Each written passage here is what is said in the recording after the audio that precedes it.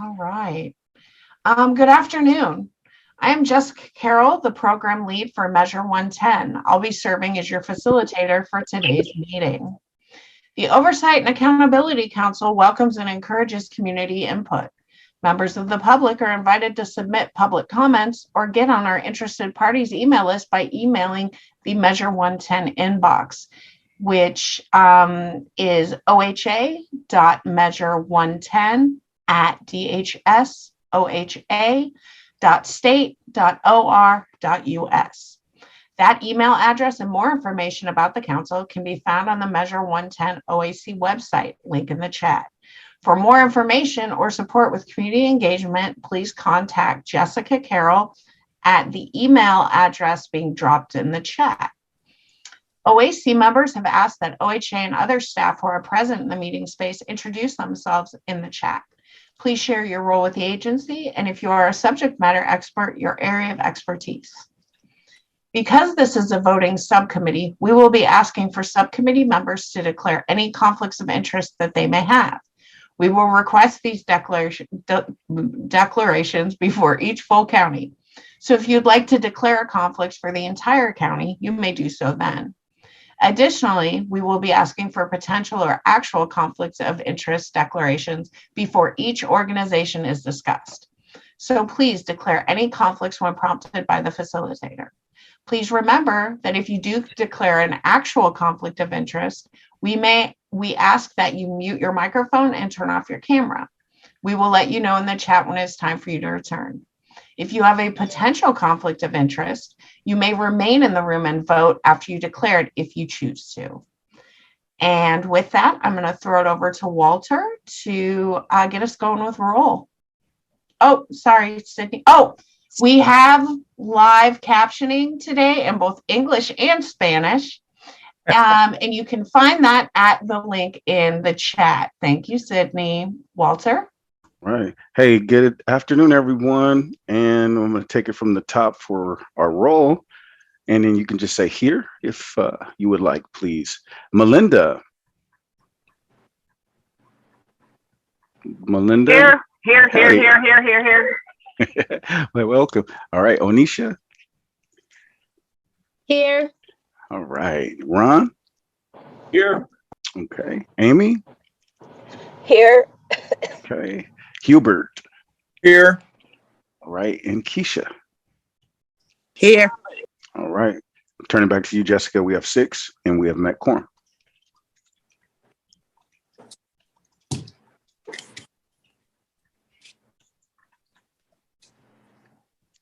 Jessica, you're on mute. Okay, let's try this again. The first county that you're going to be considering, we're jumping back into, is Multnomah County. If you would like to declare a conflict of interest with the entirety of Multnomah County, please do so now. Hearing none. The first organization in Multnomah County that you all will be considering this evening is the Mental Health and Addiction Association of Oregon.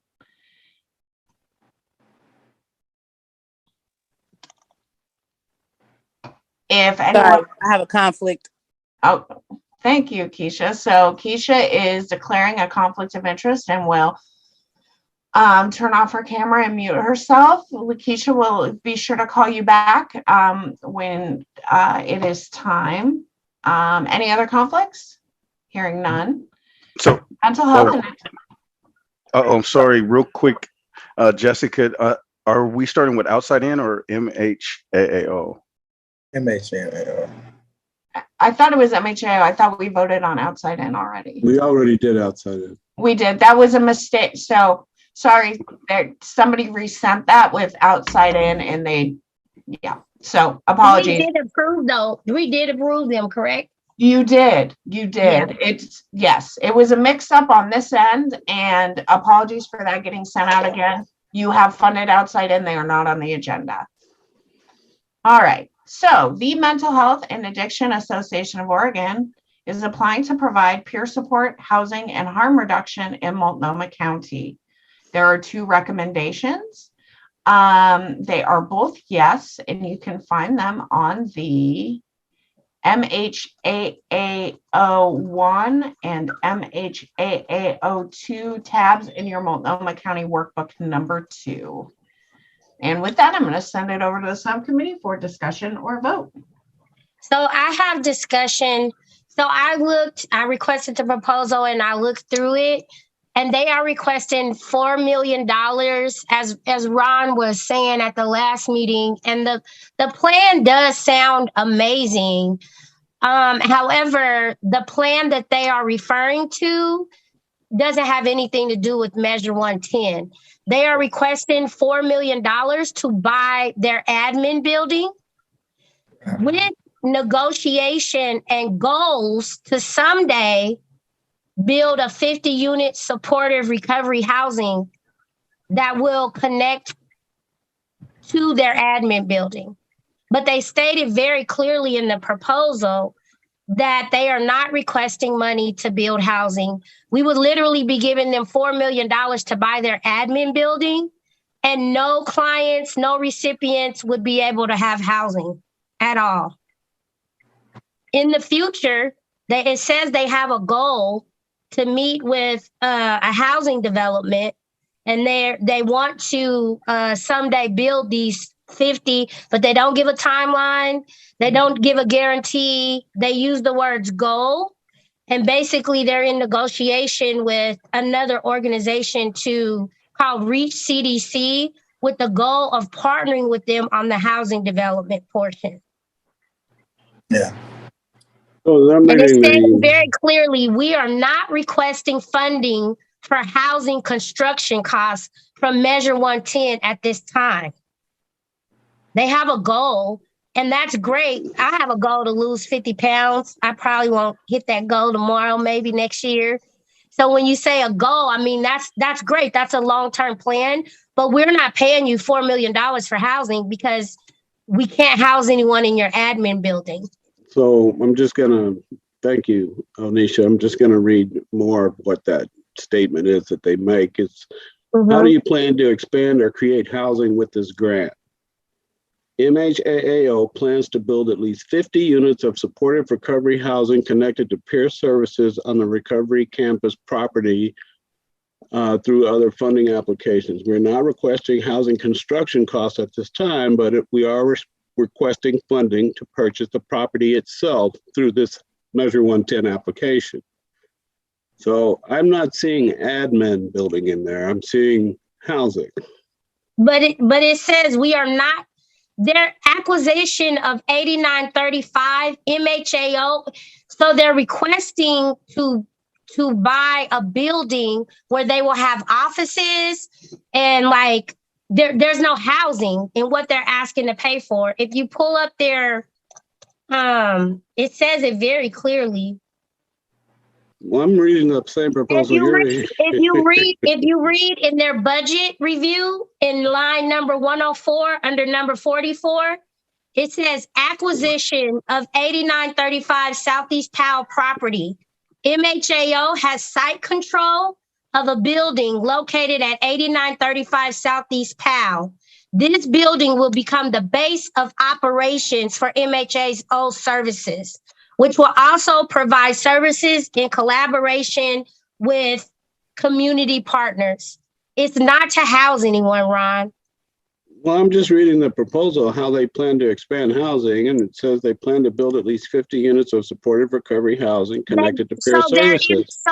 They have a goal, and they're in negotiation with Reach CDC, but that has nothing to do with what we're paying for. Like if they said, we want to buy 4 houses, and we want all these houses are going to be $500,000. It's going to cost us $2 million.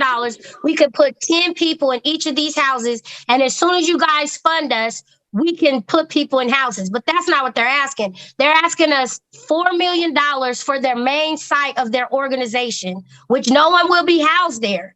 So we're not paying for any housing. We're paying for a building. And then they added an addendum to that. Like, once we get this building, we're going to work with these other people to make a goal to have them help us make these 50 supportive housing. And if you think about how long it will take to negotiate a contract, get the funding, It doesn't say that they've already got the funding for the 50 supported housing.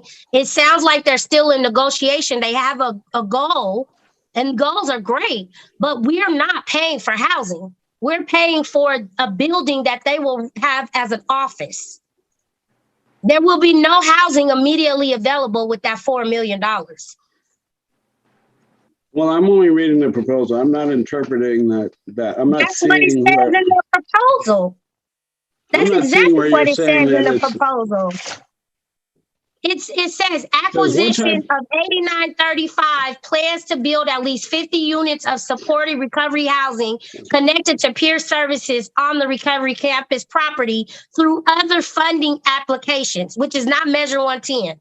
We don't own it. We don't control it. We don't, you know what I'm saying? It's not attested to us. We are not requesting funding for housing construction costs from Measure 110 at this time. what they are. MHAO is, however, hoping to be funded to purchase the property itself through this Measure 110 application. And in That's that correct. property itself will be offices and will be places where people can hold groups. Show me in the proposal where it says the timeline of when these 50 apartments will be ready. We're going to get them $4 million, but we ain't going to have no housing. They're going to buy a building, and then they're going to have a goal with Reach CDC to hopefully get the 50 supported housing. But there's no contract attached to this. There's no timeline saying if you give us $4 million, we'll have 50 apartments by this time. None of that was included. Well, I'm only saying that I'm not arguing the housing part anymore. I'm only out arguing the purchase the land. And my understanding from reading this is the land that they're purchasing is where the housing is going to be. But when will the housing be available? And are they for certain that they will get the money for the housing from this other grant?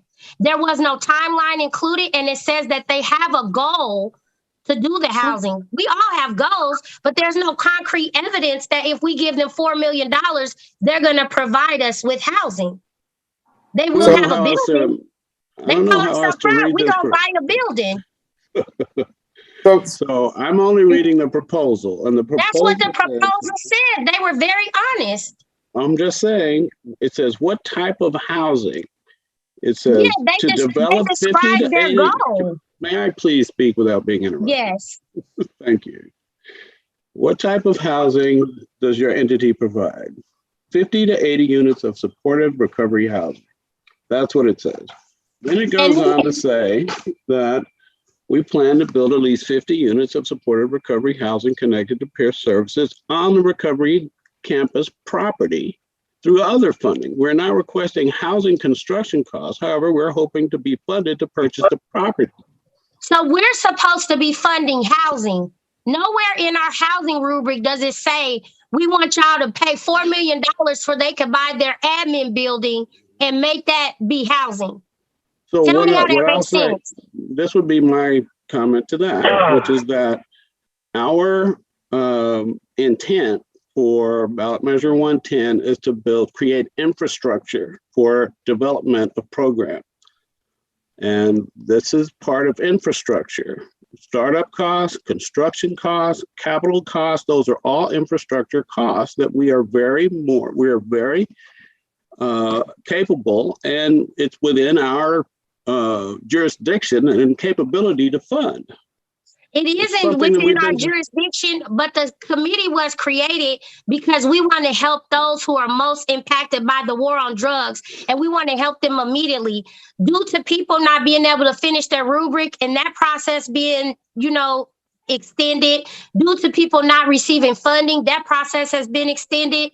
So now that we are on a timeline and we trying to get these people this money, you're going to tell me that it makes sense for this committee to give them $4 million to buy a building that no one can live in with the hopes that they will be able to make this other deal work. Because I'm going to read this. It says MHAO is in consultation. I don't understand what consultation means. Consultation means me and you are talking about a deal. We're working something out, but it isn't concrete yet. It's in consultation with Reach CDC with the goal of partnering with them on the housing development portion.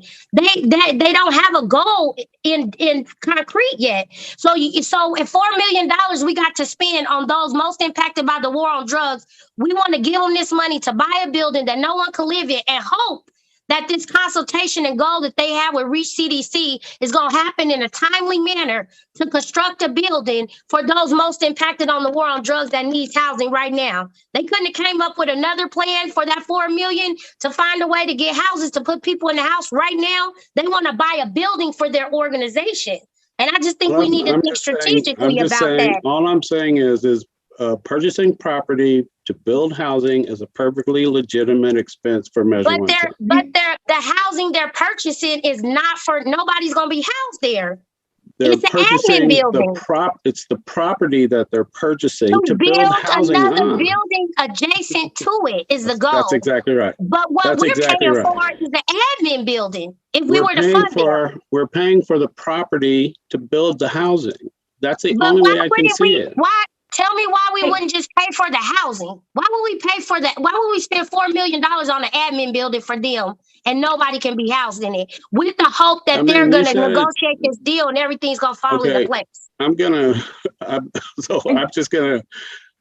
think you and I are going to see this the same way. Okay. I believe they are purchasing property to build housing. I have other concerns, but I want to hear from the rest of the subcommittee because we all can see it. And I'd rather hear from the other subcommittee because we both argued our points. Okay, thank you. So Amy, you have your hand up. Thank you.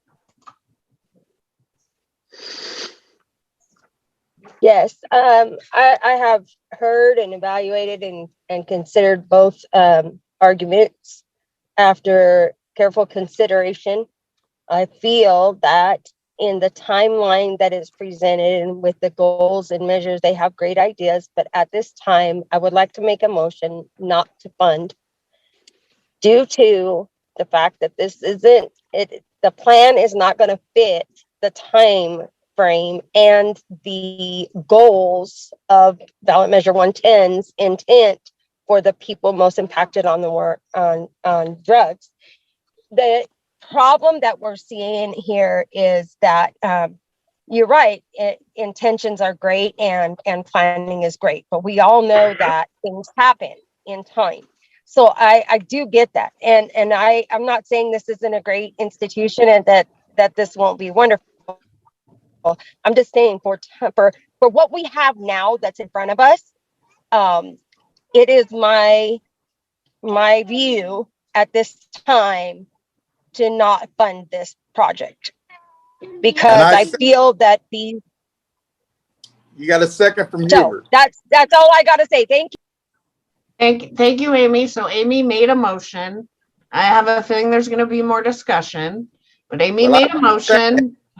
Okay, hold on. Amy made a motion not to fund MHAAO. We have a second from Hubert. Was that Hubert or Melinda? That was me. That was Hubert. That was Hubert. Okay, so we have a second from Hubert. And I'm going to go out on the limb and ask, is there any more discussion? Yes, I'd like to say that in the proposal, one of the things that they added in the proposal is a beautiful artistic rendering of the housing that they plan to build on the property. And if you see the housing, they describe it very clearly. 3 identical floors over housing, 18 two-bedroom units, 3 studios, and 21 dwelling units total. They describe the where it sits adjacent to the admin building, not on the admin. It's not the admin building. It's adjacent to it, and it's a great proposal. We have 2 yeses from the OHA reviewers. I reviewed this proposal. I thought it was a yes. I recommended it for the yes. And it was going to be my recommendation to support this proposal because I haven't seen another proposal to create and construct, buy property and build housing in outer Southeast or Southeast Portland, period. And I think this would be a great. As we are in a state of an emergency, Do you know how long it will take them to build that 50 costs? And they're not asking us, they're not saying, Onisha or subcommittee, we are willing to rent our admin space and we are willing to invest this $4 million to build these apartments right now. So my question is, how can we ethically fund them to buy an admin building? That is not equal to housing. We are funding people that are going to serve us with housing right now, that the doors to the housing services are going to be open within weeks to a month after they receive funding or whatever is logical for receiving the funding and getting these houses open. This project, there is no timeline for this project. So we're left to use our own wisdom reading the proposal that they got to buy the admin building and that they are still in negotiation with this other place to receive funding. Then after they receive the funding, then they got to build the building, and Measure 110 will not own the housing part of it. Only thing Measure 110 will have any direction over is that admin building. So we're not paying for housing. We will be paying $4 million for admin building. And that does not equate to paying for housing. We would never own the housing. The I'm not organization talking about owns the owning, but I'm housing. saying we're supposed to be investing in services that will be a part of a burn. So we're also paying for investing admin, but You guys, come on. We've We're already also done this. investing. We're investing Let's in vote. infrastructure. Okay, Come on, everybody. Okay, let's stop. This is discussion period. So everybody gets to discuss.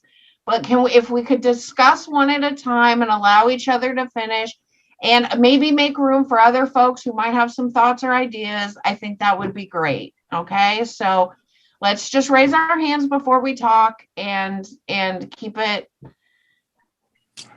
keep it smooth. So, Ron, would you like to finish your thought? And then I think Onisha has a thought. And then I would like to leave some room for other council members who might have some thoughts, like Hubert. Okay, thank you. No, I just think it's a stretch to look at a proposal to create and to purchase property to build housing and then ignore the housing that's being built. That's being planned, that's written in the proposal, and it's just troubling to me that that with the recommendations from both OHA and from me as a reviewer that reviewed this proposal, I thought it was a fine proposal, and it's just troubling to me that something of this quality could be attacked. And in some ways, I'm not sure that it's being read the way that it's actually written, which is the plan is to build housing on the property, and I'm just not seeing how that's not the case. Thanks, Ron. Onisha. So not only was the $4 million for the building that no one can live in was problematic for me, but the $262,000 in consultation costs, $167,000 in professional services as engineering, $250,000 in architect, professional services of $166,000. They're asking for optic facilitators for us to pay for them full time to do a peer wellness training, when normally the way a peer wellness training is, all of us attended a peer wellness training to become peers. We pay for our seat. It doesn't state how much it pays to come to these classes, but on top of them receiving payment from people to get certified, they're asking us to pay for their staff. They're asking for various outside organizations to be paid in the amount of $509,000. They asked for a nurse unit, a mobile unit. To this point, we've never funded any nurses at all. So for Ron to say, oh, let's fund this, I don't see anything wrong, I think that's problematic too. And I don't feel like I'm being attacking this proposal. I feel like I'm evaluating it honestly with the same eye as I evaluated all the others. And the fact that Ron is willing to fund the mobile unit with the nurses and pay for the nurses is questionable to me, because we haven't paid for any nurses or doctors up to this point. Thank you, Onisha. And I just want to let's keep it with the organization and the rubric, and, people can have their feelings. Hubert. Well, so the proposal that's been presented here looks good on paper. It does. It looks good on paper, but it doesn't fit what we need for Measure 110. You know, we just don't have the time to wait for them to develop housing and develop a infrastructure of this magnitude with the cost that they want, when we could distribute this money to organizations that have housing in place that could do the peer work and all that right now. So I don't want to vote for this right now, because I think we can put this money in a better organization that's really more fitted toward Measure 110 monies. Thank you, Hubert. Welcome. Ron, and then I want to give Melinda the opportunity to speak if she chooses. I'm just ready to vote. Me too. Okay, I just wanted to make sure that we left room for you. Ron? So I only have two more things to say. Oh, One Lord. is that it's perfectly reasonable for construction costs and building design and development to have an architect and an engineer and consulting firm when you're building housing. Those costs are compatible with those expenses and reasonable. And secondly, the other services that they're providing in terms of peer support and the mobile outreach, I think are much needed, particularly in outer Southeast. And even if we were to say that the housing expenses are not reasonable, I think the peer support services should be funded and this program should be funded. Thank That's you, what I have to Ron. Thank you, Ron. All right. Anyone else have anything they want to say before we move to vote? All right. No further discussion. Walter. All right. Motion on the table not to fund. Before we vote, Oh, hold on. We got Onisha. I'm sorry. It's okay. So I did see some things that were powerful in this proposal. The biggest problem I had, and I agree with Ron, and maybe we should partially fund them. However, I do not agree with paying any of the housing fees, any of that, because if they wanted to build an apartment building, I felt like they could have came up with a better plan to invest about $5 million. They're requesting $8 million overall, but they could have used $5 million to not buy an admin building. And do they really understand the need for housing is right now? They could have requested that $5 million for a different plan to make housing available immediately. So I do not approve the real property part, but maybe some of the peer services. I do not approve paying the nurse, because we haven't paid that for anyone else either. So I don't know if you guys would be open to that, but I know that there is a motion and a second on the table. And if you're not open to that, I'm willing to vote on Amy's motion. Okay, so we do, yes, thank you for pointing that out, Onisha. We do have a motion and a second. We have an additional comment from Ron, and then we will ask you. Oh my God. What? Melinda, you know you're not on mute, right? Yeah. Oh, okay. I just wanted to make sure. I didn't want to mute you. All right, Ron? I was just going to say that I support what Onisha just said, because this is a wonderful organization and has tremendous services, and the proposal for peers and harm reduction is excellent, minus the nurse, and I would support that, what Onisha recommended. All right, thank you. Thank you for that.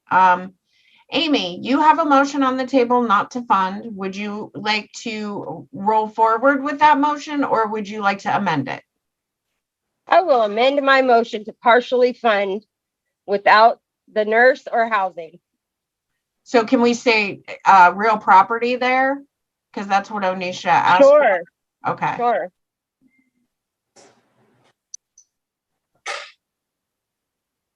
All right. So can you make that motion? Sorry, I had somebody. I had somebody buzzing over and I had to mute it. What was that, Jessica? It sounds like you are making a motion to fund peer support and harm reduction and not the housing or the real property, correct? Yes. Is that what everybody else is cool with that? I see. I just have a question about all of the consultation fees. Will that go away with some of that? With the housing, yes. So everything will go away, all those consultation fees, everything that has to do with the housing will go away? Yeah, if they can't buy the property, they're not gonna ask for us to fund that housing design and architecture and whatnot. And we have noted that in our notes. So maybe Amy is willing to amend her motion. Does anybody want to help her with that motion? Or Amy, do you got it? Because I saw you were doing something else. I'm certainly open to just withdrawing my motion and letting someone else word it properly. And that's what I would like to do at this time. Thank you. Sounds good. It looks I like can you're do real it. busy. Okay, thank you, Anisha. I make a motion to partially fund everything except for the housing, the consultation fees, and the nurse. Second. All right, so we have a motion on the table from Onisha to provide partial funding to MHAAO minus the housing, the nurse, and the consultation fees. Do I need to say no real property as well? You would say real property purchase consulting fees. Oh yeah, all of that.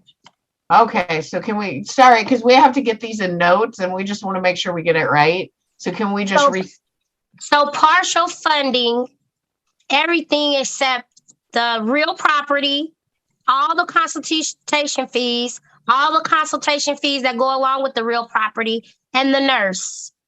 Gotcha. Perfect. Second. And the optic trainings. I can't take it. Second. Okay, we have a second. We have a second from Ron. Did I just want to make it clear with our staff? Did we get that in the? Did we get that motion? Walter, would you be really willing to read that before we vote? No.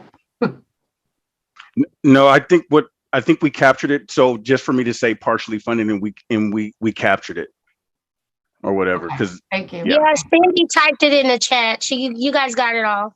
Oh, perfect. Perfect. Thank you, Sydney. All right. Walter. All right. Melinda. Oh, motion on the table to partially fund MHAAO Multnomah County. Melinda, how do you vote? No. Okay. Onisha. Yes. Okay. Ron. Yes. Okay. Amy. Yes. Okay. And Hubert. No.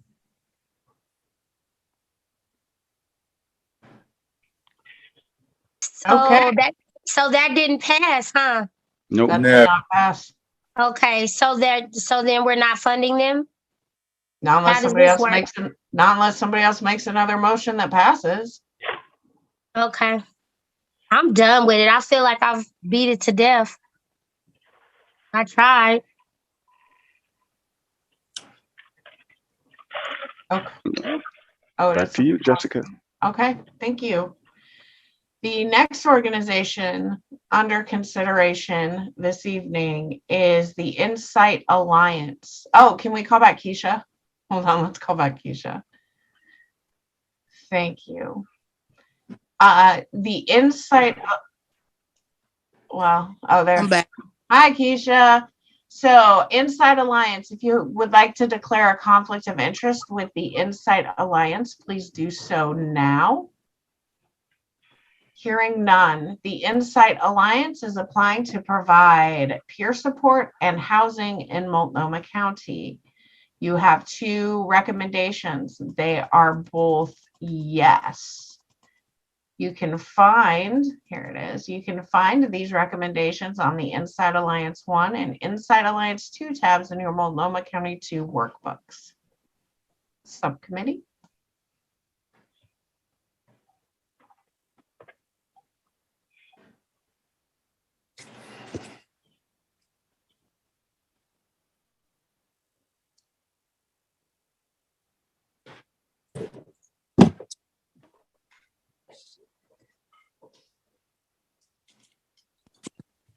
So I spoke on this, I think last week. My only concern was if it was focused on SUD.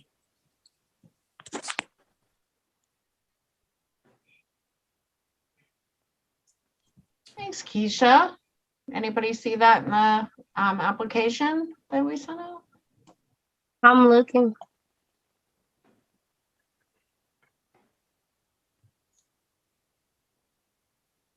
They had a good wellness program. They had a good, reentry, but I didn't see a lot of focus on SUD. But every other part of that was pretty good.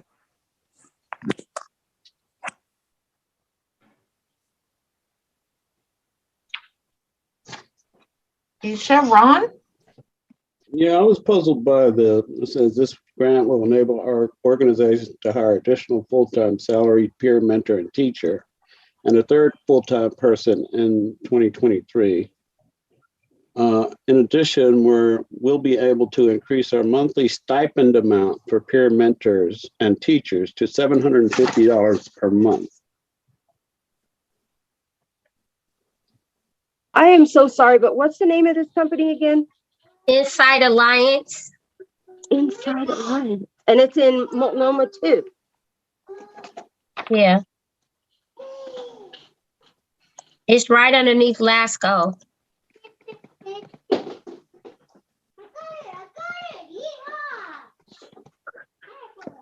Oh, I see him. I see him. Okay, thank you so much. Okay.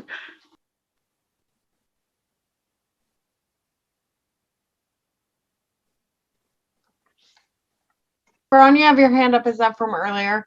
Yes, it was. Oh, no worries. I could have put it down for you. Just checking.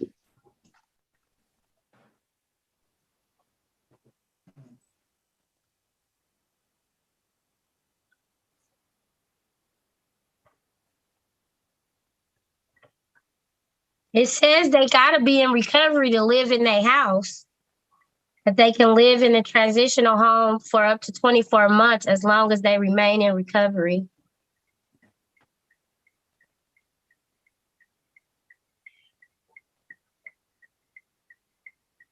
So are the staff not getting any wages? They just getting a stipend or? Yeah, that's was a standout in the budget. It says unclear of purpose of the micro grants. May I request a proposal? May I request the documents for this organization, Jessica? Yeah, absolutely. I believe they were sent to you on Sydney. Was that Friday? Okay, let me find them. We can resend them so they're at the top of your inbox.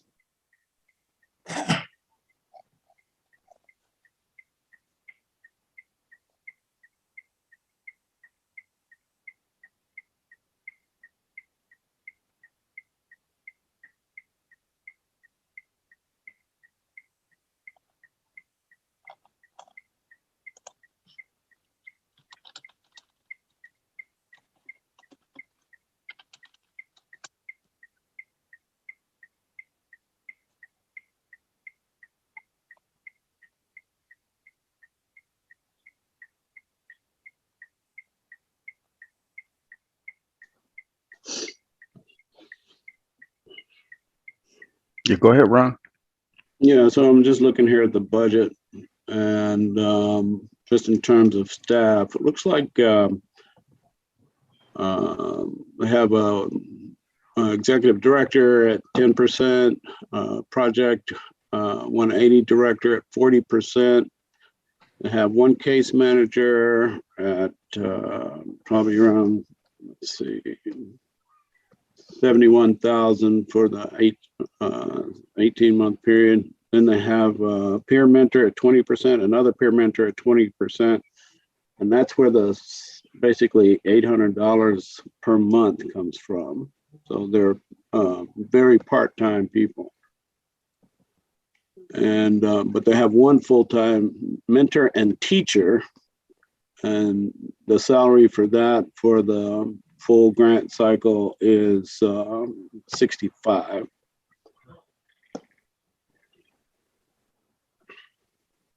Thanks, Ron. Then they're conducting one diversity or one-time grant, one-time training, basic rights organ training, general case management, $300 a month, peer wellness specialist, ongoing training. They've got that about 16,000.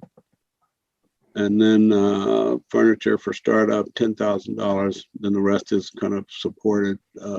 It's like rent, utility, cleaning, bus passes, cell phones, translation services, micro grants, drug and alcohol testing, stipends for volunteer leaders, program office space. That's a full budget at $501,000.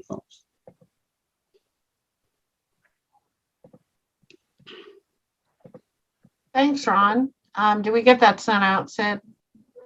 Yeah. So y'all should have it in your inboxes. At the top of your inboxes.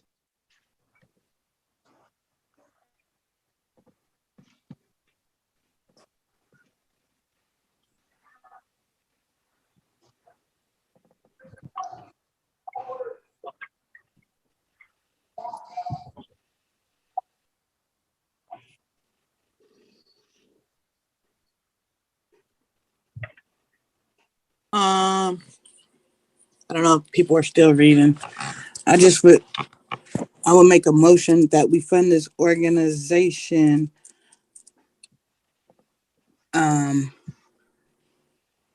with the emphasis on making sure they have SUD peer support. All right. So we, sorry, I'm trying to figure out what's going on with our captioning, y'all. So I'm a little distracted. So we have a motion on the table from Keisha to fund. Somebody want to restate that? I missed it. No, we all missed it. We're all trying to figure out what's going on. Keisha, I'm so sorry. Can I ask you to repeat that motion? I recommend that we fund this organization with an emphasis on SUD peers. Okay, so motion to fund with an emphasis on SUD peers. Do we have a second?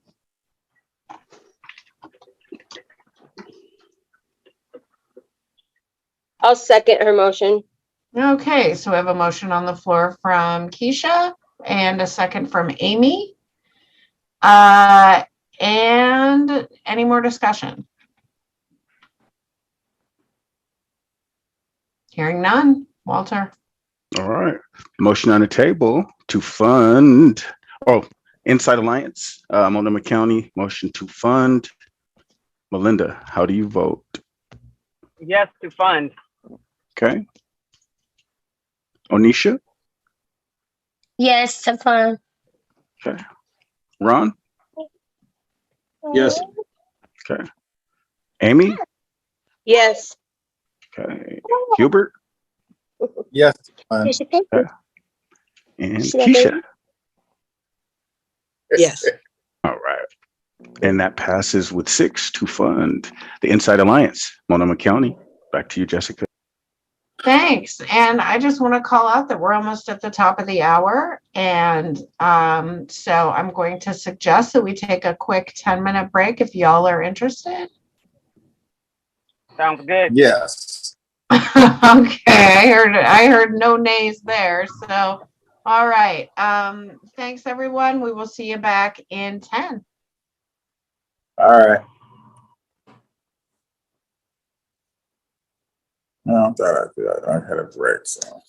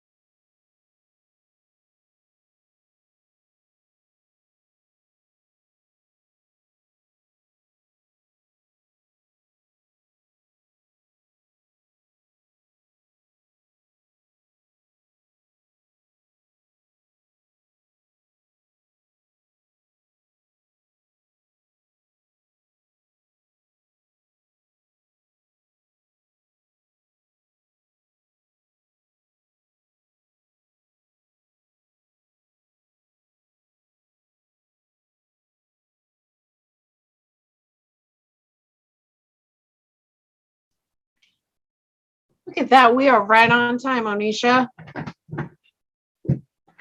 Hey, Hey. how many more we got left?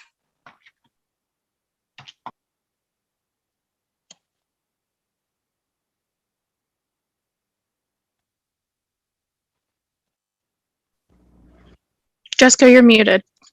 I've been muted that whole time I was talking? Yep. Wow. I said, Onisha, we're on time. And then Jessica? I said, Oh, yeah, sorry. yeah. It says the host disabled my camera. Huh? Co-host has asked you to start your video. I tried, but it says that it was disabled. Now it's okay. That's weird. I have no idea how that happened. I'm the host and I was downstairs. So I may have accidentally hit something or my cat might have sat on I have no idea. So, okay, well, I apologize for that. I will ensure that I don't accidentally, it is my biggest fear that one day I'm accidentally going to like end this, like I'm accidentally going to hit end and, everything's going to blow up. So, okay, so we have Amy, we have Keisha back, we have Onisha back. Hubert is connecting to audio. Do we have Melinda? I'm here. Thank you, Melinda. Do we have Ron? Ron's here. All right. The party don't start. No, just kidding. All right. We're just waiting for Hubert's audio to connect and we're good to go, it looks like. I go to my handy dandy agenda.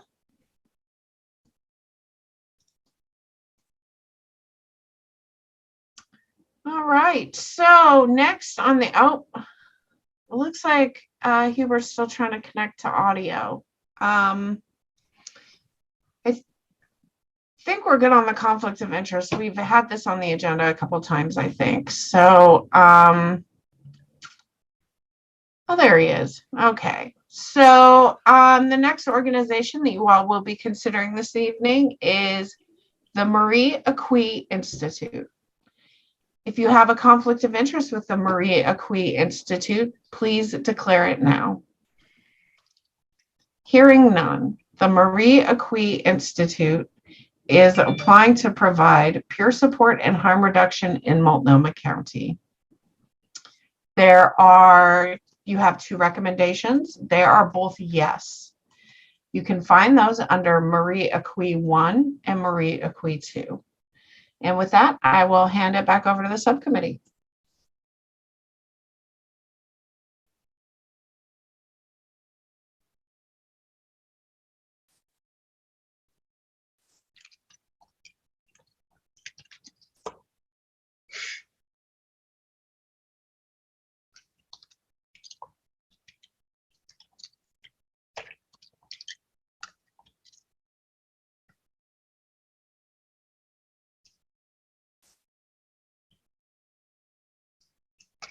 Looks like Hubert is not connected. I thought it said connected. All right. I'm gonna try to give I'm gonna go ahead and try to give Hubert a call or a text and see if we can get that figured out. One sec, y'all feel free to, Sydney will facilitate. I'm just a little boggled around it seems like it's community health worker focused, like under the community health worker umbrella, like they provide peer support, but I don't know that it's the peer support we're talking about. Thanks, Keisha. Anyone else have a comment?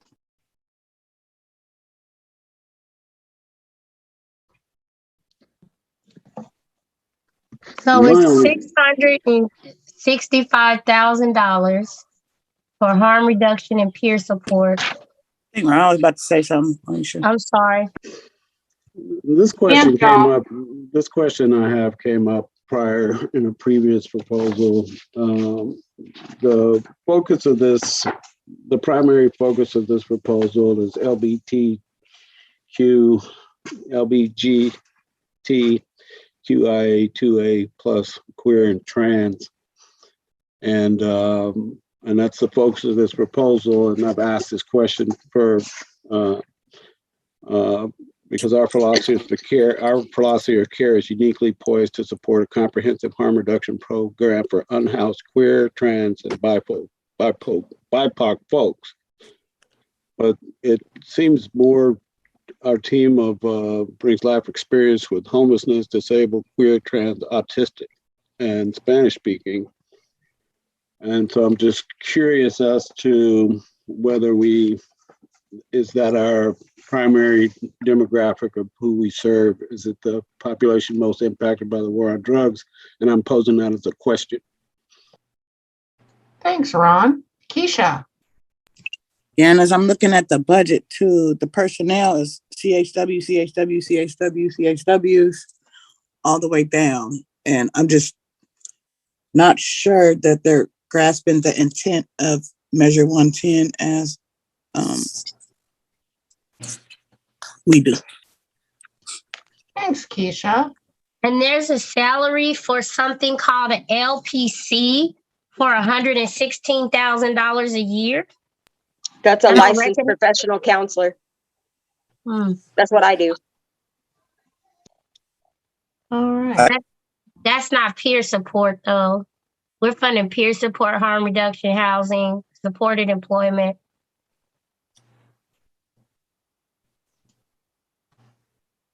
Hubert, did you want to say something?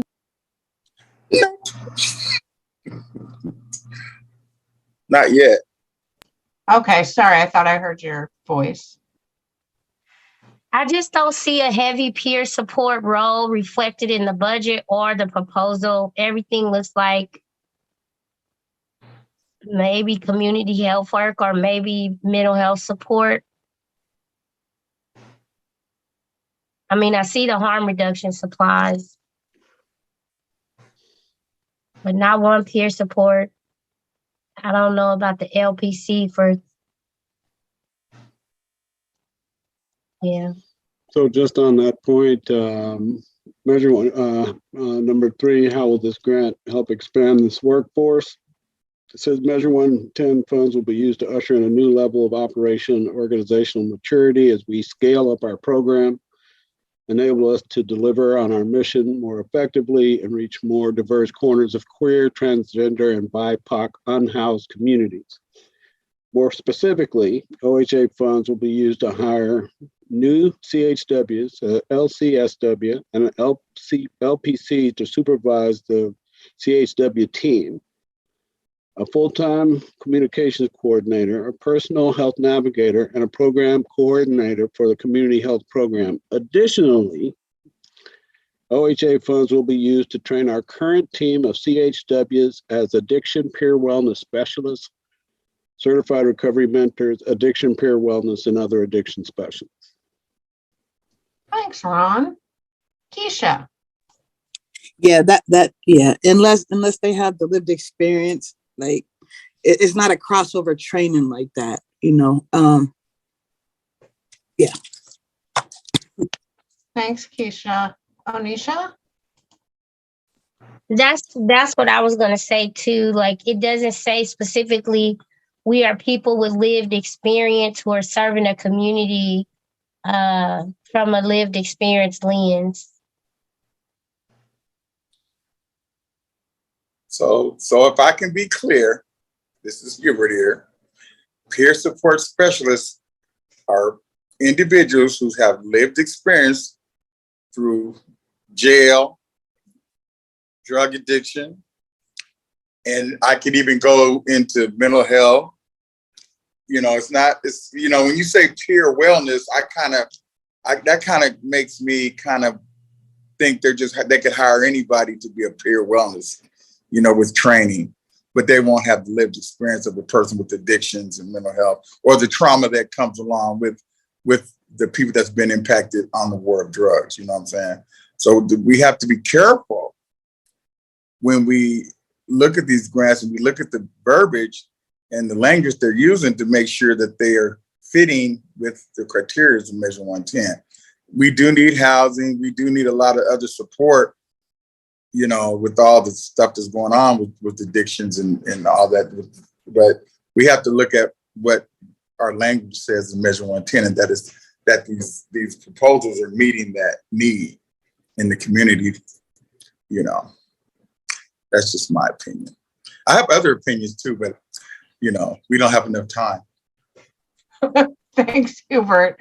We'll call on you if we need some of your other opinions, for sure. Ron, you have your hand up next. Yeah, the only other thing is they're also offering harm reduction services. I'm looking at their harm reduction budget, harm reduction supplies, syringes, wound supplies, gauze, etc. And I think that's more related to their mobile outreach. They plan to buy a mobile outreach van. And my only concern with their harm reduction services is that the budget for harm reduction services, their total budget is $665,754.81, but their harm reduction budget is only about $1,400. Okay. Thanks, Ron. Onisha, you have your hand up next. Yeah, they sound like a great organization. It just seems like they're a little all over the place. It also says they are erotic service providers whose mission is to support and uplift groups that make up the most marginalized sex workers in Oregon. They adhere to democratic decision-making process that quantitably values the votes of BIPOC members. They want to operate to fill a void in the historically white domain of adult entertainment advocacy, creating a culturally specific service for Black and brown sex workers.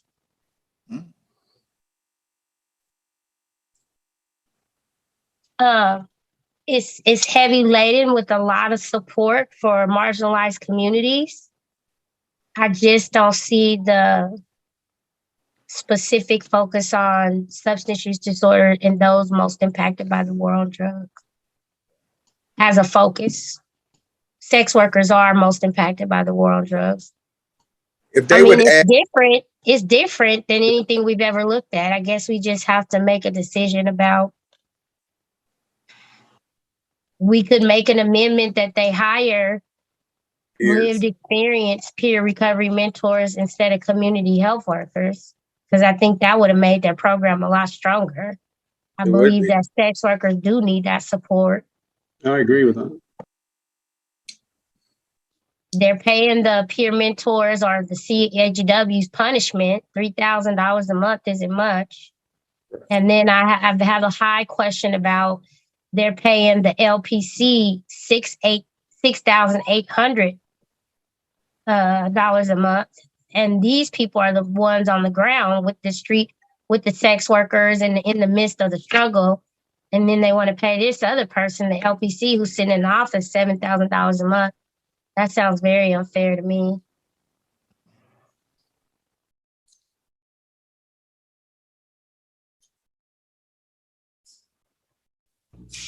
Thanks, Keisha. Thanks. Yeah, I just, I mean, we can say hire peers, but if they internally don't have the concept of peers, I wouldn't force them to embark on a workforce that they don't have any knowledge of. That can be very impactful for those who work for them. When you work in an organization where they don't understand what you do, where you come from, or the work you do. I try to throw that in there. Thanks, Keisha. Any other comments? Well, we made a rule, in our big rules that any of the peer supporters that work on here have to be certified recovery mentors. So they would, if we funded them, they would have to hire CRMs anyway. But they already, that's what should have been in the proposal, not CHWs. And that's the disconnect when you don't get the concept. Right, and that was the thing that I just read, was that they actually have a budget item to pay for certification for their CHWs as peer wellness specialists and addiction peer wellness support. Thanks, Ron. Keisha, do you have your hand up still? Okay. Yeah. Yeah. And I seen that they had that certification. I'm just leery on if the folks that they want to certify have lived experience, because it's not just a training you go to and you can be a addiction peer support specialist without the lived experience. And it kind of seems like that's what they might feel, because I don't see a lot of substance in the application around SUD services. And if that was the case, I don't understand why in the budget they wouldn't have put peer recovery mentors, certified recovery mentors in the first place. They are blatantly saying CHWs. Thanks, Keisha.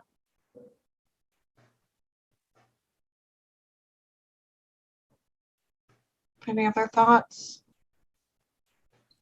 Last thought. Okay. Sorry. Just like in alignment with how we can only look at what's in front of us. We can't assume that they're going to do this or that. What we can look at is what's in front of us, which that worker type is not in alignment with Measure 110. Keisha. Onisha. Well, I don't know. I'm struggling with this one because they're helping sex workers. They're helping gay people. They're helping people on the street. They're anti-racist. It says that they do have community health workers, but I know some people on this meeting right now started out as community health workers, but maybe that's how they were in the role certified, but that didn't mean they were also people in recovery. So these community, just like we don't know if they have the capacity to hire peer recovery mentors and manage them, we really don't know if the community health workers they have are not people with lived experience of addiction. And I think that with OHA support, maybe they can help this organization be successful.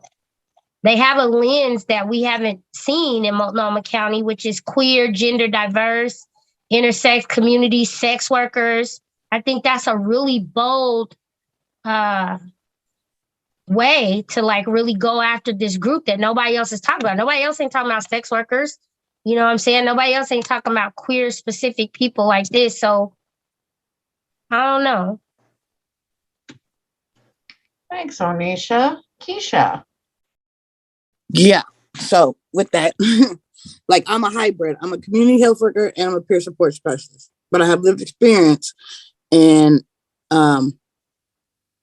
addictions. 1, 2, I love the population they're trying to reach, and I wouldn't mind. I'm just not seeing the SUD portion of this. They had more, if they elaborated more on the addiction part, I would lean more, but it seems more racial justice, and then that's part of it too. But like, I don't know. I just really like people are out here dying, and if you're not working through the lens of overdose prevention and trying to give people hope to do something different, man, I don't know. I don't know. Thanks, Keisha. Ron, you're next with your hand up. Yeah, I'm gonna pass. Sorry. Okay. Ron passes. Passes to Amy. Amy, you have your hand up. Hi. So sorry about the back. As an LPC myself, we do a lot of the therapeutic part of what the peers, through interview, through helping them, through guiding with people, hey, would you like to talk to a counselor?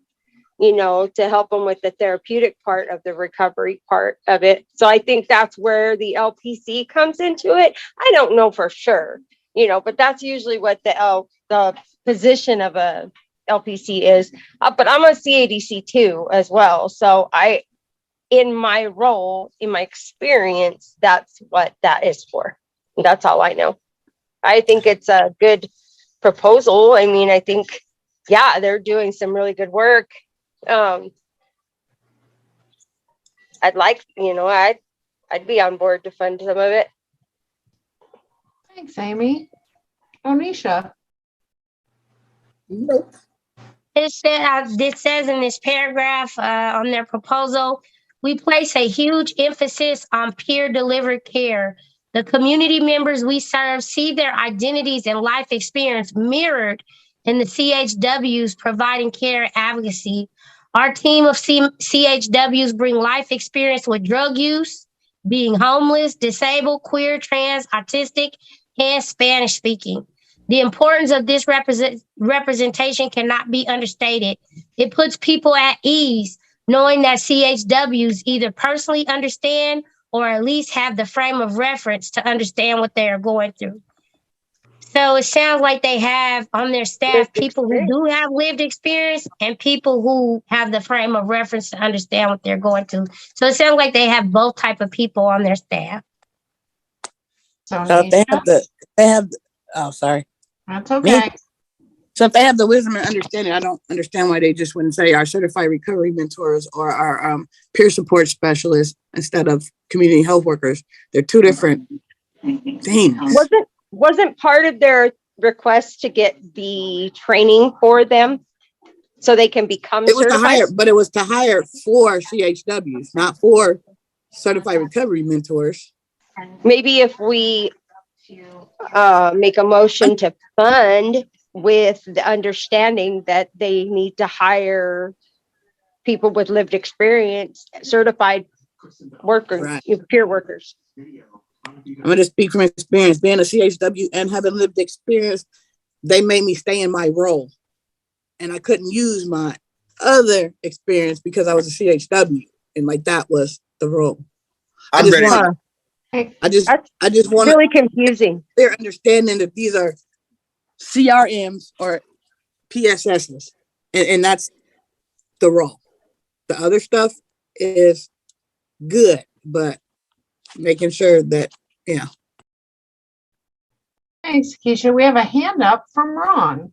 Yeah, I feel satisfied that with the certification as peer wellness specialist, a peer addiction specialist, and it's in the budget that they're going to fund it. I would support this proposal. I make a motion that we fund it. I second. All right, so we have a motion from Ron. Can we make a motion to fund it with the amendment that they hire CRMs? Well, that would be up to Ron who made the motion. Yes. Okay, so can you restate the motion? I motion? would make a motion that we fund this proposal with the additional request or modification that they hire certified recovery mentors. I second. Thank you, Ron. So we have a motion on the table from Ron to fund, ensuring that they are hiring CRMs. We have a second from Melinda. Any more discussion?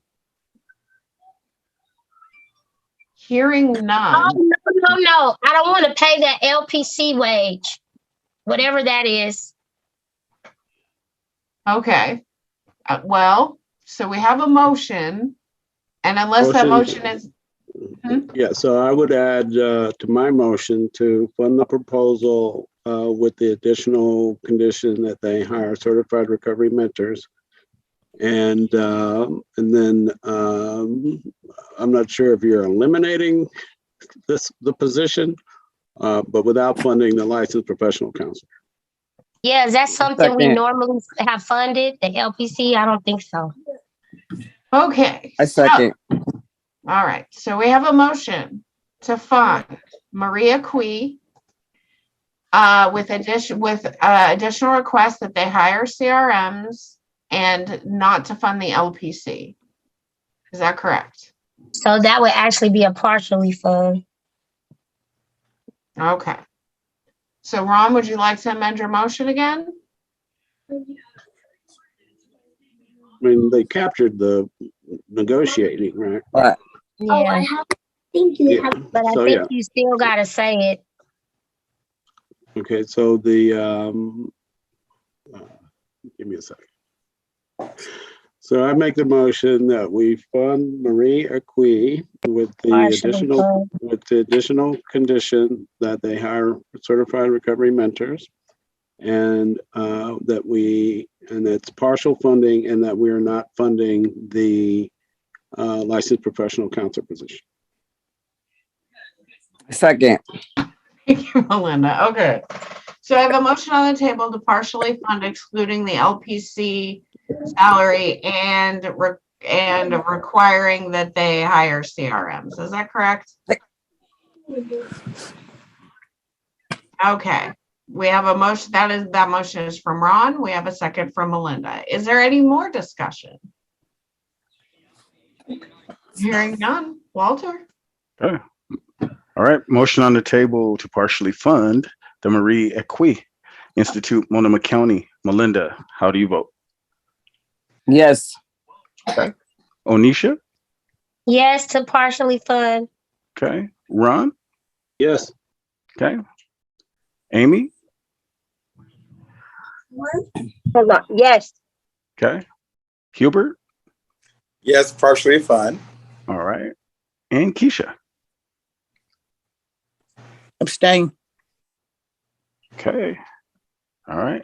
That passes with 5 and 1 abstain to partially fund the Marie Acquis Institute, Multnomah County. Back to you, Jessica. Thank you so much, Walter. The next organization on the list is Volunteers of America. If you have a conflict of interest with Volunteers of America, please declare it now.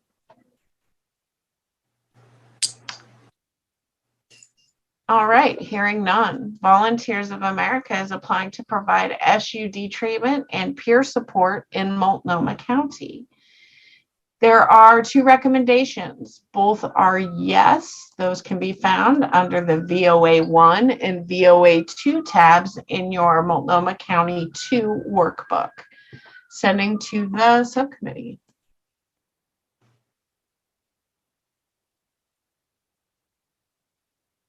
Did you say both of them said yes? Oh, I'm sorry. One is yes and one is yes partial. My apologies. Yeah, the reviewer said partial. I may need to defer to others with more expertise in the cost of SUD treatment and the overhead in this type of work, but this seems expensive for what it delivers. They are requesting $823,000. Thanks, Onisha.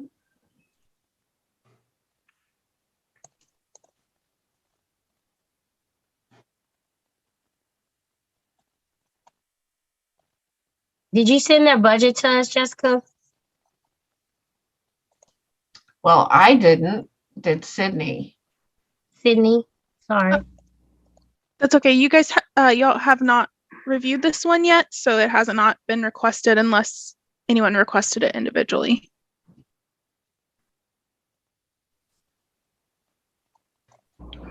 But we definitely can. Ron, were you going to say something? Yeah, so how will this grant expand your services? VOA has extensive, well-established substance abuse treatment portfolio that will serve as a foundation for expanding services to provide tailored, client-informed, culturally responsive for Measure 110 individuals. And then it goes, we are seeking grant funding to specifically cover the treatment needs for clients who are not able to get Medicaid or other insurance or who are uninsured. Using existing data for clients, we are estimating 20 clients per year, billed at an average of $7,000 per uninsured episode. We're proposing to draw against this fund in a fee-for-service method based on our current Medicaid reimbursement rates. Thanks, Ron. And that's why I like this proposal, because it specifically addresses folks who are categorically ineligible, people who are uninsured, and people who are underinsured. Did you read this proposal, Ron? Yes, I did. I read it and I liked it. How much are they paying their employees? Let me get to that here.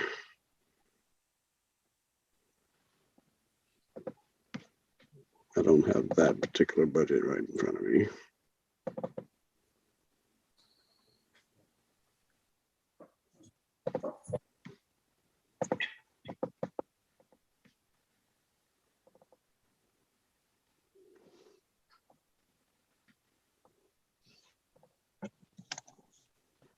Sydney, can we send out the budget for this?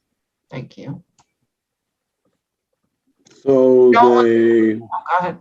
they have 2 peer mentors at about 70,000 for the period, for the 18-month period each. They have a program director at 0.10. Looks like they have 2 at 10%, a clinical director at 10%, a mentor supervisor at 50%, and then 2 full-time mentors at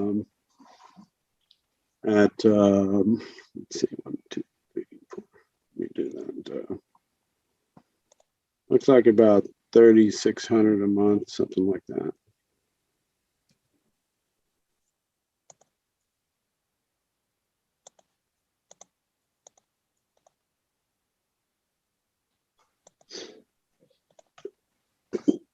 And they're the biggest element in the budget is really the uninsured funding, $7 per episode treatment. It's about 200,000 to make sure, 220,000 to cover people without insurance. And the workstation.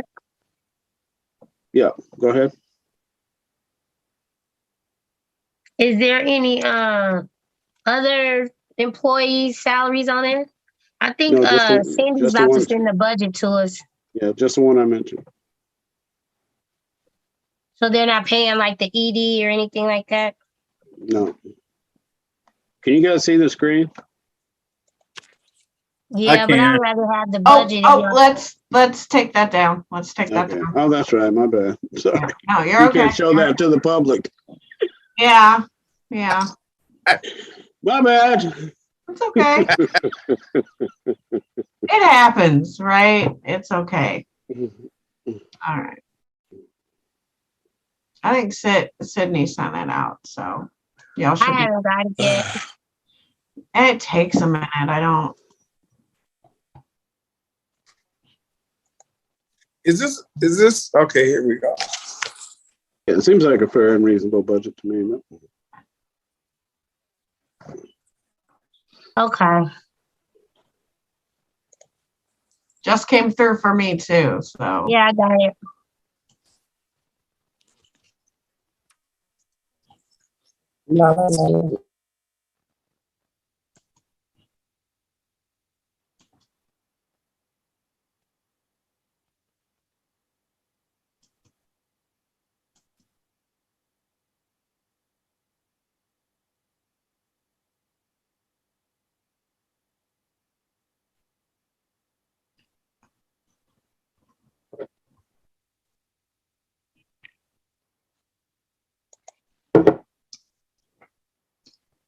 Yeah, it looks reasonable. I make a motion that we fund VOA for Multnomah County. Second. All right, we have a motion on the table from Onisha to fund VOA in Multnomah County. We have a second from Ron. Any more discussion? Hearing none. Walter?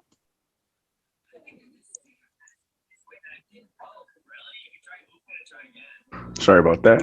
All right. Motion on the table to fund Volunteers of America, Oregon, Multnomah County. Melinda, how do you vote? Yes to fund. Okay. Onisha. Yes to fund. Okay. Ron? Yes. Okay. Amy? Yes. Okay. Hubert?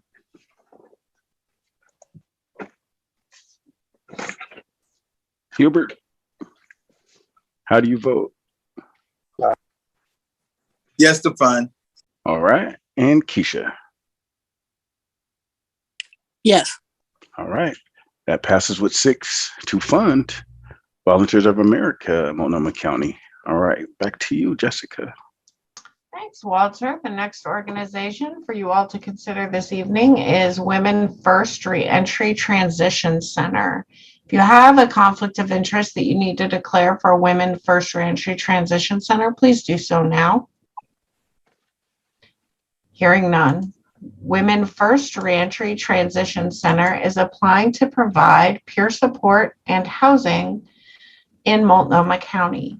There are two recommendations. They are yes and yes partial. You can find those under the Women First 1 and Women First 2 tabs in your Multnomah County 2 workbook, and to the subcommittee for discussion or a vote. Can we get the budget, Cindy? Sydney. Sydney. Sorry, my apologies. It's okay, Onisha. I know who you're talking to. Now we're going to call her Cindy all the time. But if we get a Cindy at some point, that's when we'll have the problem. I don't mind at all. I'm so sorry. It's okay.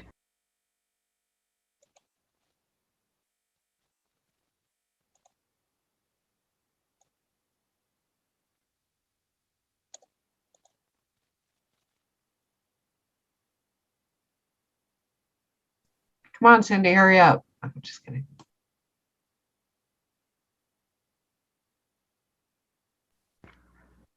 Sending to everyone but Jessica.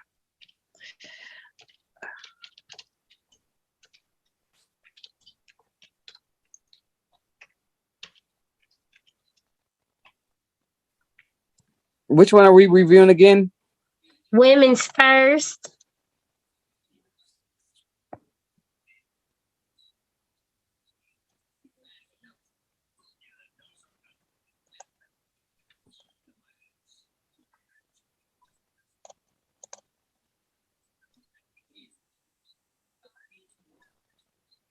This is one that I reviewed as well, along with and I agree with the other reviewers to fund this proposal. I was looking at the budget to see what the partial would be, but the fact that this is specific to African American women and housing and peer support, particularly women who are formerly incarcerated, or people who have been entangled in the legal system. I think it's the ideal population for Measure 110 funding, and I would support and I would make a motion to fund this proposal. I second. Can I get some more time? You sure can. Yeah, and with the partial funding, Ron, it wasn't necessarily saying give them less money, but if you read the rubric, it was saying they were only paying the house manager $500 a month. Right. And that the housing intake and retention manager are working part-time at $40,000 a year. So it sounds like they were saying not necessarily take money from them, but make some adjustments. Right.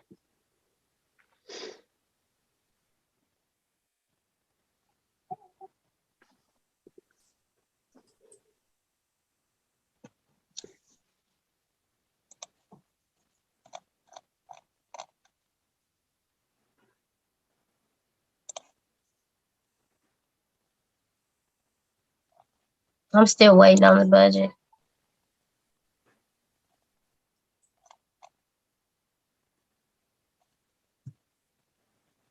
Jessica, did you get it?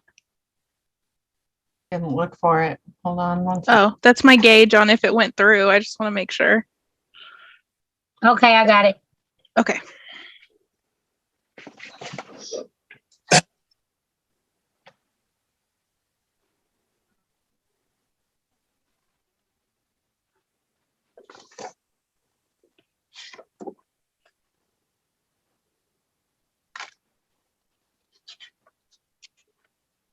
Can I just ask a question I don't want it to sound bad or anything the way I want to ask it, but like this program is already up and running, has been for quite some time.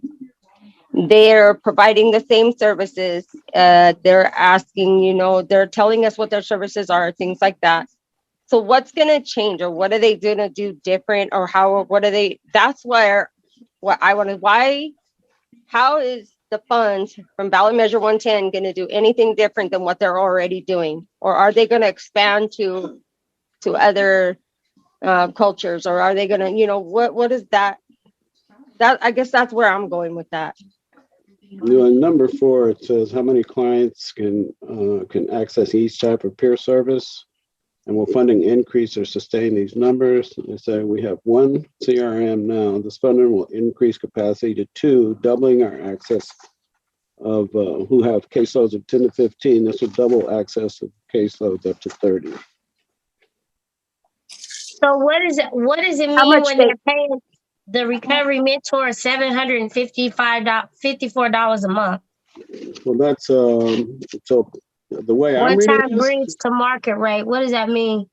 it means that they're not paying them enough now, and they're using this fund to pay them what they deserve. Okay.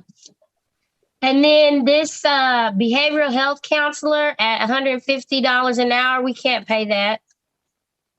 The parenting instructor, the yoga instructor, the operation development consultant. I would rather see that money go to client need, like to buy the women hygiene, to buy them clothes, to pay for their IDs. So there would be minus the contractual costs. Yeah, because there's like 90. So there's 100,000, 24,000, 8,000, another additional 10,000. So it adds up to $161,000 for counseling and yoga. Like those are cool, but you can go get that stuff for free. And I think they could use that $161,000 to give them women what they really need. And I don't see any client services on I here. would amend my motion to fund the proposal minus the consulting fees.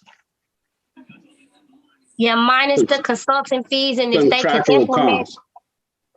yeah, and if they could implement some client services.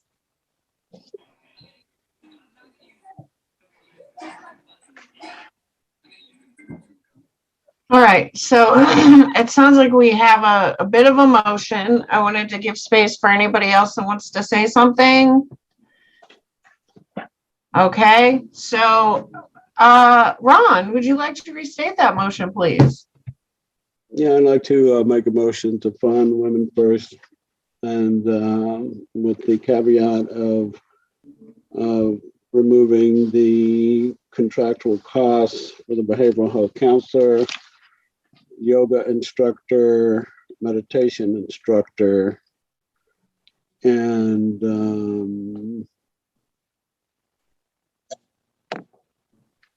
There's a behavioral health counselor, a parenting instructor, a mediation yoga instructor. I was wondering about the parenting instructor because we, but yes. So I'm making the motion that we fund Women First with partial funding, with the condition of removing the behavioral health counselor, parenting instructor, meditation and yoga instructor, and development consultant. Yeah, and what is an IT data consultant? Get somebody that helps them get their computer set up. I second. I second it too. Can we amend it that they add more money to the client-related services? Yes. Take some of that money. It'll have to be a negotiation. That's on them. Yeah, yeah. Well, I just would like to put it in the notes. Yeah. And subtracting the $161,753 for contract services and move them some of that percentage to client-related expenses. Then women need stuff. Yes. All right, so we do have that in our notes. I saw Sydney furiously typing there.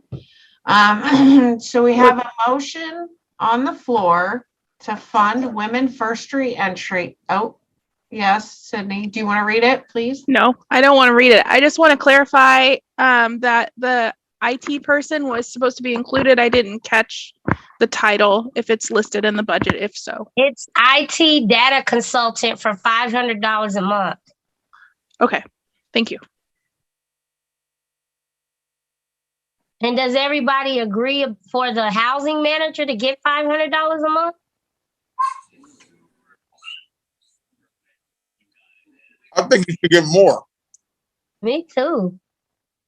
And increase wages for housing manager. Yeah. All right, so I'm going to have to defer to somebody taking notes to reread that motion. If at all possible. Sure, I'll read it. Thank The you. motion, yeah, motion to partially fund, except of the contractual costs for behavioral health counselors, parenting, yoga, and meditation instructors, and IT data consultant, and increase wages for housing manager. So that was Yes. incorrect. So we wanted to pay for the ID data consultant, but not the behavioral health counselor, the parenting instructor, the so do yoga we- instructor, and the operations development consultant. So do we need IT to set up computers monthly? Or I don't is that- think so. I think that's an extensive price. I think we can get rid of all the contractual costs altogether. That would be a motion that would be much easier to say. Can I make the motion? That's up to Ron. I retract my motion. Thank you. Onisha, would you like to make a motion? I make a motion to partially fund Women's First minus the contractual costs, letter E, all of them, with the increase of payment for the house manager and an increase of client-related expenses for the recipients. Second. did you say partially fund? Yes, she Yes. did. Okay. All right, so we have a motion on the table from Onisha to partially fund except for contractual costs. Increasing the salary of the house manager and oh, it just left my brain because my cat's in front of me. And increasing the client-related expenses. There you go. Perfect. We have a second from Ron. Any more discussion? Do you want to say something? Hearing none. Walter. All right, motion to partially fund Women First Reentry Transition Center, Multnomah County. Melinda, how do you vote? Yes to partially fund. Okay. Onisha? Yes. Okay. Ron? Yes. Okay. Amy? Yes. Okay. Hubert? Yes, partially fund. All right. And Keisha? Yes. All right. And that passes with 6 to partially fund Women First Reentry Transition Center, Multnomah County. Back to you, Jessica. Thank you, Walter. I just want to call attention to the fact that we're very close to the top of the hour. Would we like to take a break? Yeah. Yeah. Hubert said, yeah. Okay. How about we come back at 6 p.m.? All right. Bye, kitty. Yeah, she took off. All right. See you at 6.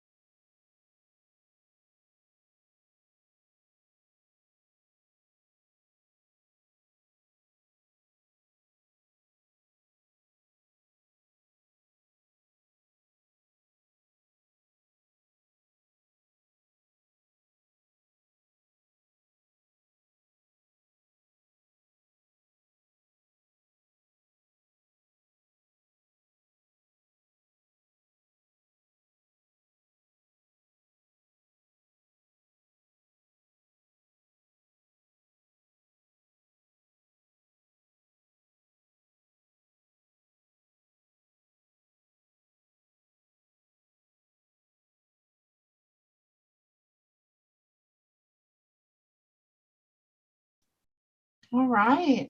Welcome back. Welcome back, Hubert. Welcome back, Keisha. I'm here. Thank you. Melissa. Thank you. Did we lose Onisha? Uh-oh. Let me just send a quick text. Keisha, are you back? Yes, ma'am. I'm here. Okay, Ron, how about you?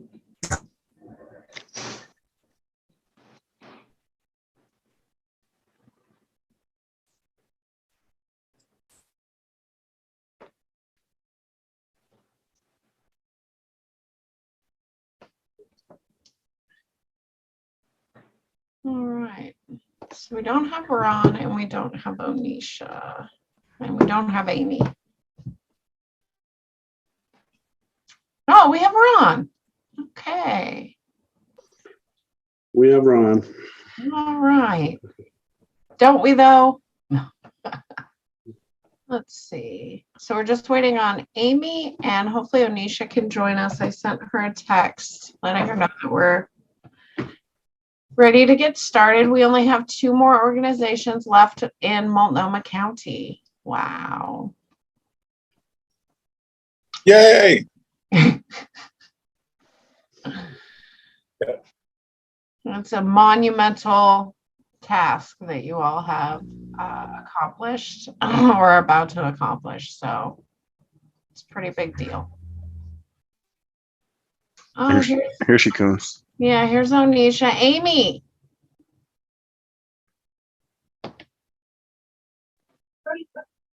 I'm here. Thanks, Onisha. Glad to have you back. We don't have Amy. I'm gonna send Amy a text. I think this might be Amy's phone though, so we'll see.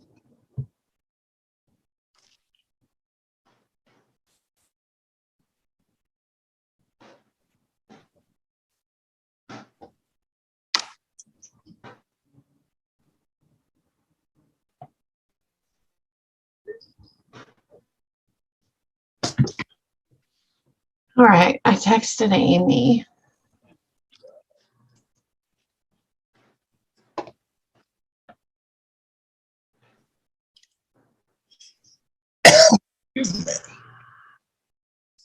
La, la, la, la, la.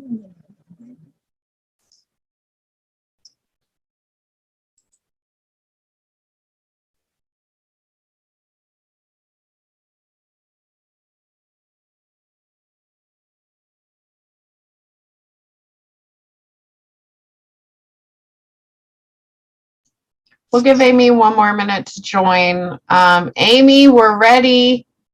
I don't want to yell because I can yell.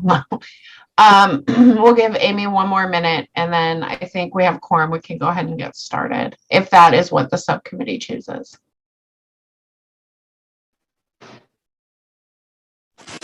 If she doesn't respond, though, I would reach out to her. I don't want no Can we text her? I did. Can we give her like 2 minutes?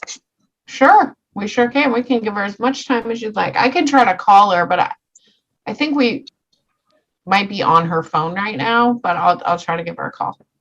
Yeah, call her.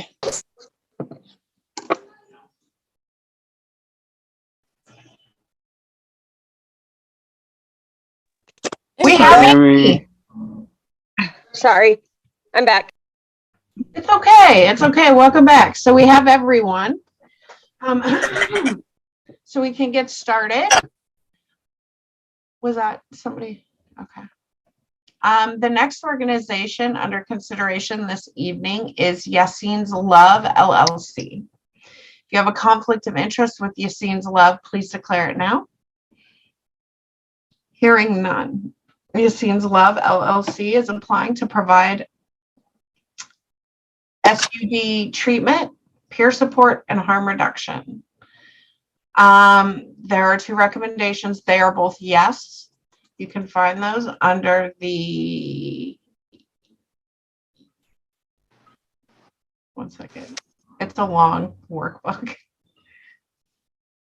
The Yassine 1 and Yassine 2 tab in your Multnomah County workbook, and it's at the very end. Not very end, but almost.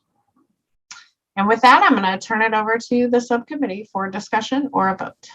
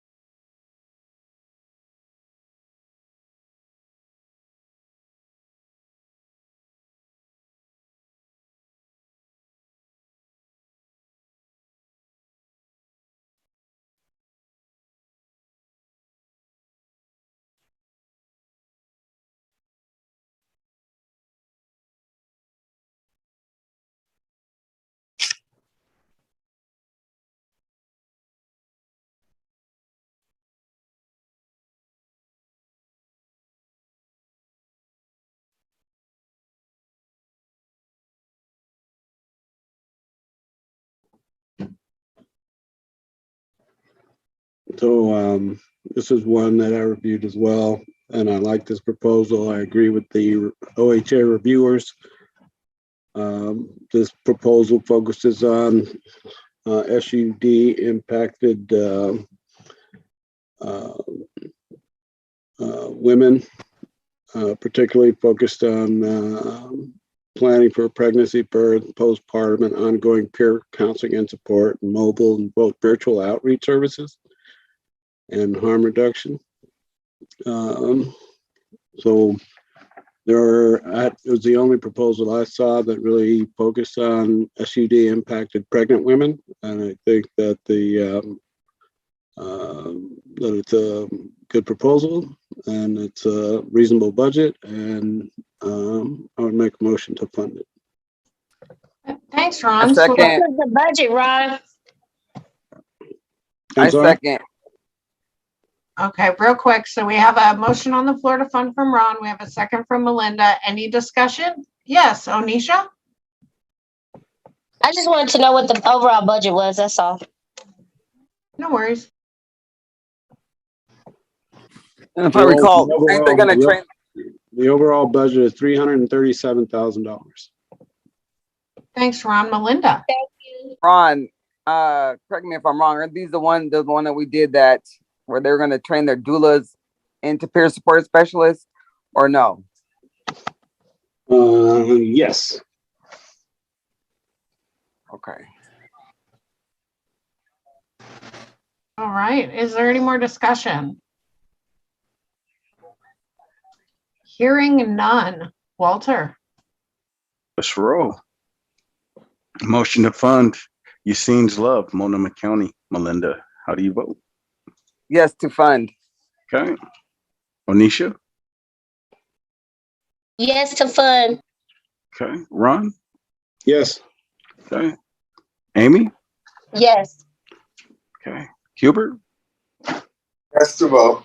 Yes to vote. Yes. Okay. And then Keisha? Yes. All right. And that passes with 6 to fund Yassine's Love, Multnomah County. Back to you, Jessica. Thank you. The next organization for your consideration this evening is Yoga Punks PDX. If you have a conflict of interest with Yoga Punks PDX, please declare it now. Hearing none, Yoga Punks PDX is applying to provide SUD treatment, peer support, and harm reduction in Multnomah County. There are 2 recommendations. They are both yes. You can find those under the Yoga Punks 1 and Yoga Punks 2 tabs in your Multnomah County 2 workbooks. And with that, I throw it over to the subcommittee for vote or discussion. I make a motion not to fund. Second. All right, we have a motion from Onisha not to fund Yoga Punks PDX. We have a second from Ron. Any discussion? Hearing none. Walter?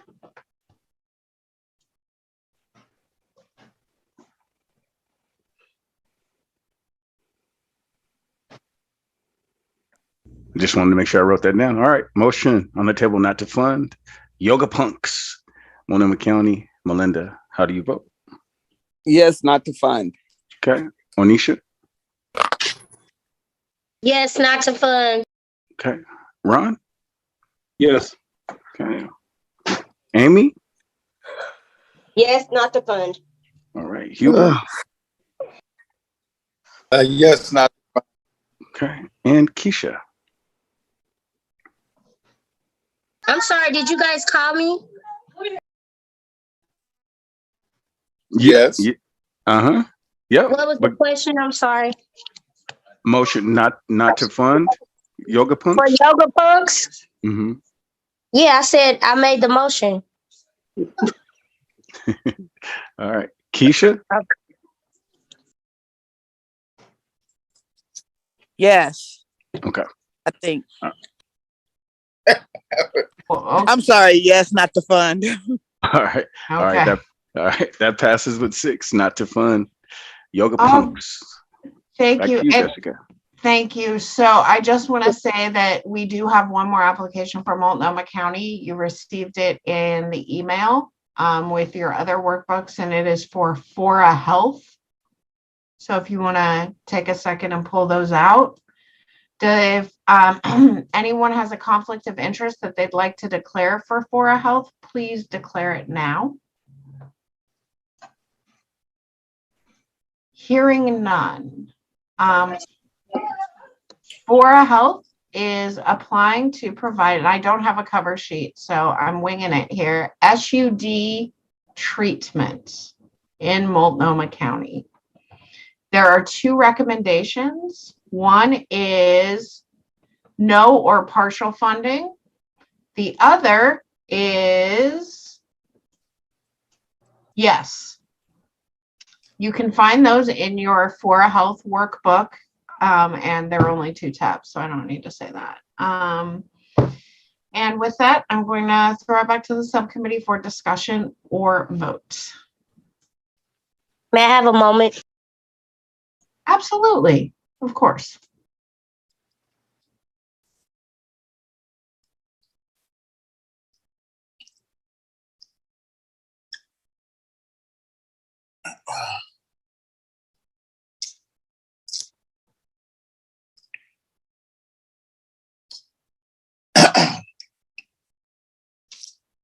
Excuse me.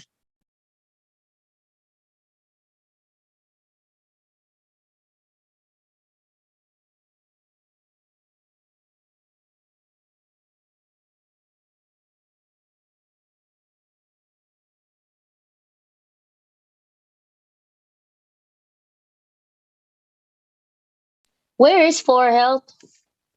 Is it in Multnomah 2 or Multnomah 1? Fora Health would be it. So we sent you the workbook with the 2. Yeah, that's what I'm talking about in the workbook. Is it in the workbook 1 or workbook 2? It was sent separately. It's in a workbook by itself, just the 2 Fora application. Oh, okay. That's why I couldn't find it. I'm I looking can for resend it. Please. Can I get it too? Please, thank you.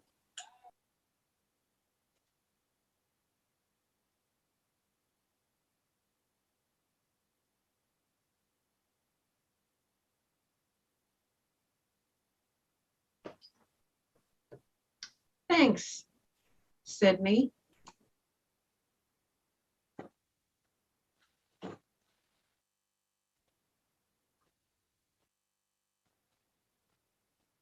So all I have is one rubric, one evaluator.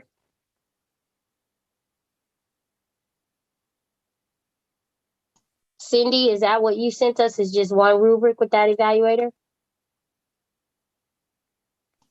Should be two rubrics, 2 tabs. Oh, we have one. I got 2. Did anybody else just get one rubric?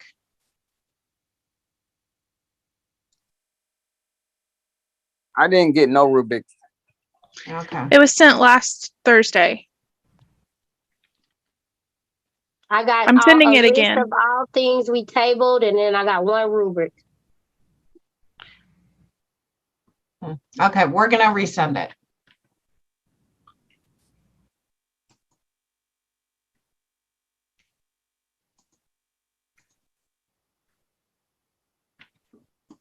Yeah, I think I did them. Are you sending it or should I send?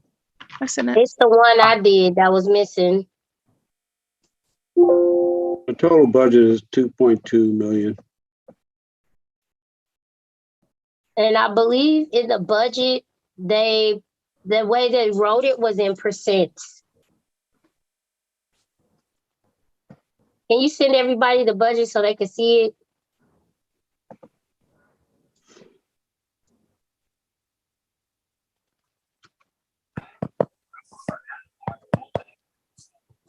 Like out of the 2.2 million, they were like 40% of this money is going to Multnomah County.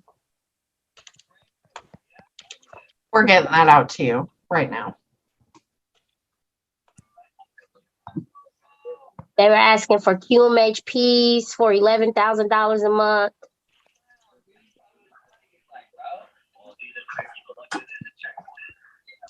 Medical directors.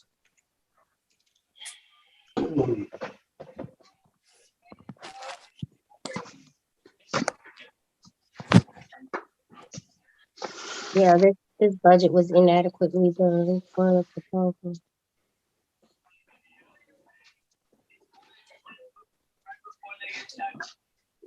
Yeah, this budget is heavy on salaries. $19,000 a month for medical residential PMHMP. I don't even know what that means. They do detox, right? Well, they're doing a medical residential.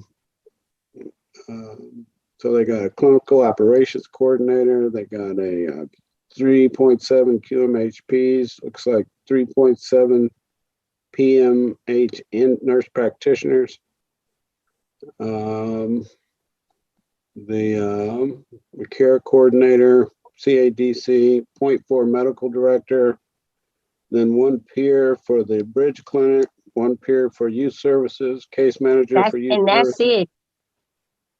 And that's it. CADC, looks like 2 for youth services. Oh wait, maybe that's 1. It's 2 QMHPs, 1 PMHNP, and then and out of all this money, they only want to hire 2 peers to work in all 3 counties.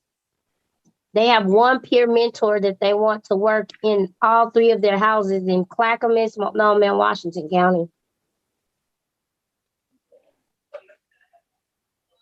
And they want to pay them $3,600 a month to drive through 3 different counties.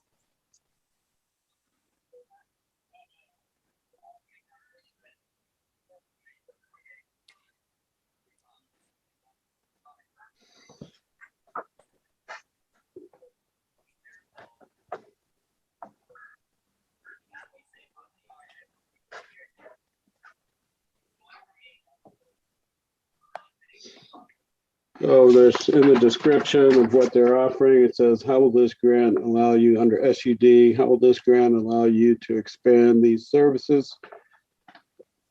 We propose to increase outreach and transitions into, between, and out of new expanded SUD services. We're requesting funding for peer inreach to hospitals, clinics, dual diagnosis counselors, and admissions counselor, a psychiatric nurse practitioner, and for expansion of our medically managed residential program serving psychiatrically complex patients, as well as patients requiring long-term IV antibiotics in pregnant individuals. a peer CADC medical provider and care coordinator for a new clinic providing short-term, low-threshold buprenorphine maintenance and care coordination for patients leaving withdrawal management. Peer and case management services plus 2 additional CADCs and a medical provider for our expanded youth residential program to support youth patients under 18 as we add residential care for female identified youth. Bilingual peer and care coordinator to expand our Hillsborough pilot, providing low threshold MAT for Latinx individuals. 2 advisory councils and a small van and car for transportation. So the problematic thing with this budget, Ron, was like the ask for the medical director at the Bridge Clinic, the medical providers, all the QMHPs and the PMHNPs, and then the Hillsborough staff, the Washington County staff. Like this is specifically supposed to be for Multnomah County, so I'm not sure how we can fund them the way they wrote the budget for these other 2 counties. Yeah, so just real quick, we can't consider anything for any other county while we're in Multnomah. So anything that says Washington County or another county. Hillsborough. Yeah, Yeah. that's what I was thinking. Yeah, I that wrote it can't in be my funded. I wrote it all and scratched it out. I put a line through it to show the things that they were specifically asking for another county. They were asking for like $20,000 for indigent housing in Clackamas County, $30,000 in housing vouchers for Clackamas County. And everything is lumped together. So like the $405,000 for the program staff training costs or the Fear Apocalypse registration is grouped in from all 3 counties.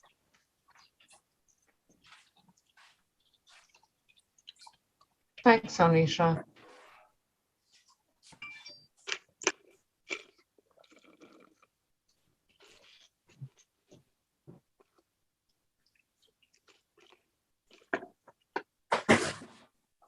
The medical staff they're requesting is about $700,000.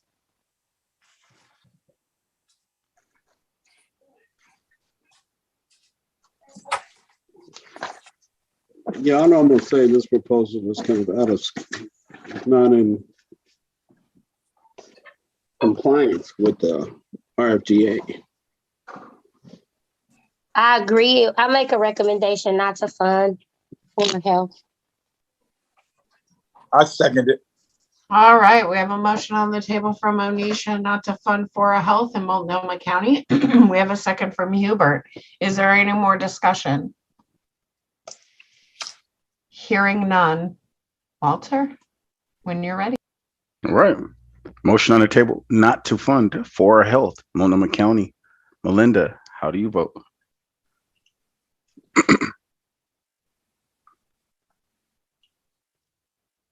I abstain. Oh, okay. All right. Onisha? Yes, not to fund. Okay. Ron? Yes, not to fund. Okay. Amy?